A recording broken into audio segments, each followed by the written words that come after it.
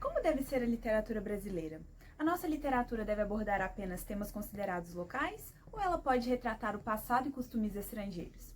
Mas afinal, o que define se uma obra literária pode ou não ser considerada nacional? Você já parou para pensar nisso?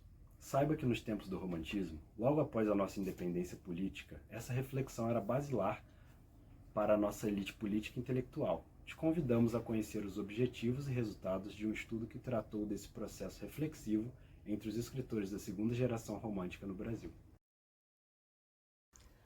O projeto intitulado Caminhos do Comparatismo nas Folhas Acadêmicas da São Paulo Oitocentista, Vozes Dissonantes, que recebeu apoio da FAPEMIG, foi desenvolvido por membros do grupo de pesquisa Literatura e Mídia, sediado na Universidade Federal de Viçosa. A equipe do projeto é formada pelas professoras Natália Gonçalves de Souza Santos, coordenadora geral, e Joelma Santana Sequeira, e pelos estudantes Ana Grossi, Luiz Otávio Rocha e Isabela Oliveira.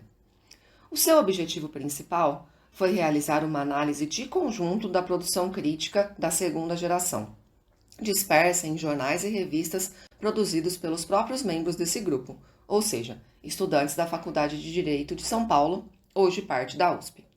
O recorte temporal deste estudo são os fins dos anos de 1840 e 1860. Além de definir as preocupações gerais dessa crítica literária, como, por exemplo, seus objetos de estudo e critérios de valor, era fundamental identificar como os críticos estudantes se posicionaram em relação à questão central daquele momento, a formação de uma literatura nacional, que representasse, no plano simbólico, aquilo que a independência significou no plano político. Para concretizar esses objetivos, localizamos e fichamos textos críticos extraídos de 35 periódicos, em sua maioria disponíveis na hemeroteca digital da Biblioteca Nacional. Houve a necessidade de consulta presencial de alguns jornais em centros de guarda específicos, como a Biblioteca Mário de Andrade, o Instituto de Estudos Brasileiros, ambos em São Paulo, e a Biblioteca Nacional, no Rio de Janeiro. No que tange aos resultados, foi possível especificar o que chamamos inicialmente de voz dissonante, que era a possibilidade de entrever outros caminhos para a construção da literatura brasileira que não passassem necessariamente pela ênfase na cor local, isto é, a restrição das obras literárias aos costumes locais, à nossa fauna e flora e à representação do passado colonial. Divergir disso significa a manutenção de um diálogo com as literaturas estrangeiras, a percepção de que uma literatura se constrói e se consolida mais pela hibridização que pelo isolamento.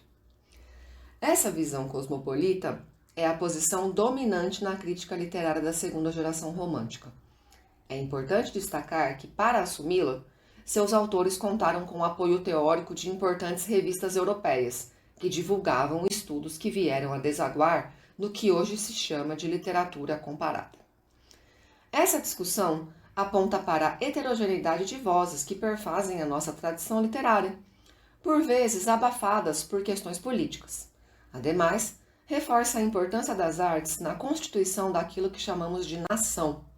Se por vezes prevalece um discurso monolítico em torno do que deve ser considerado o nacional, sempre há tentativas de evidenciar as múltiplas camadas que o compõem. Nosso projeto demonstra que os acadêmicos da Faculdade de Direito não se furtaram a essa polêmica tarefa. Se interessou por esse tema? Quer saber mais? Acesse o site do Grupo de Pesquisa Literatura e Mídia, acesse os artigos referentes a esse projeto e entre em contato com a gente.